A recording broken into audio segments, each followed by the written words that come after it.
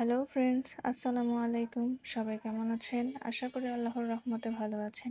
Kitchen কুইনের পক্ষ থেকে সবাইকে আবারও স্বাগতম। আজকে আমি ডিমের আরেকটি নতুন রেসিপি নিয়ে এসেছি। একটি কুচানো আলু দিয়ে ডিমের ভুনা। তো চলুন দেখে নেওয়া যাক কিভাবে আমি সহজ পদ্ধতিতে ডিম ভুনাটা করি। প্রথমে আমি একটি পাত্রে পরিমাণ মতো তেল দিয়ে আগে ডিমগুলো লবণ হলুদ দিয়ে মেখে রেখেছিলাম সেগুলো দিয়ে দিলাম। এখন ডিমগুলো একটু ভেজে নিব লাল লাল করে। ডিমগুলো ভাজা হয়ে গেলে একটা পাত্রে উঠিয়ে নিয়েছি। এখন একই পাত্রে আমি পেঁয়াজ কুচি আর রসুন কুচি দিয়ে দিলাম। এগুলো এখন একটু ভেজে নিব।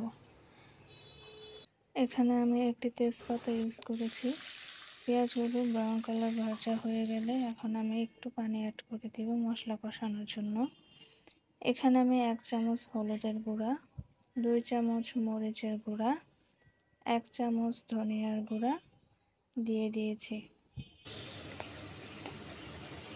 দিয়েছি স্বাদ মতো লবণ। এখন মশলাগুলো একটু ভালোভাবে কষিয়ে নিব।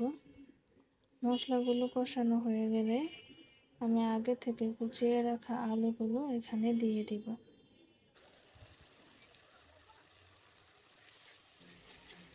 কুচিয়ে রাখা আলুগুলো দিয়ে খুব ভালোভাবে নেড়ে চেড়ে কষিয়ে নিব মশলার সাথে। এই পর্যায়ে আমি পরিমাণ মতো ঝোল অ্যাড করে দিব।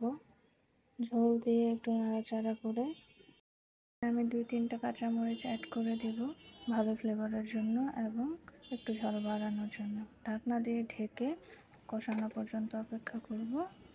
এই তো মশলাটা কষানো কমপ্লিট। এখন আমি আগে থেকে ভেজে রাখা ডিমগুলো দিয়ে একটু নাড়াচাড়া করে দিব। এটা কিছুক্ষণ পর পর নাড়াচাড়া করে দিতে হবে, না হলে নিচে লেগে যাবে। আর মাত্র 2-1 মিনিট রান্না করলে আমার ডিম রান্না কমপ্লিট। আপনাদের যদি আমার এই সহজ পদ্ধতিতে রান্নাটি ভালো লেগে থাকে তাহলে লাইক কমেন্ট শেয়ার করে পাশে থাকবেন এবং প্রতিদিন নিত্য নতুন ভিডিও আপডেট পেতে চ্যানেলটি সাবস্ক্রাইব করে রাখবেন। ধন্যবাদ।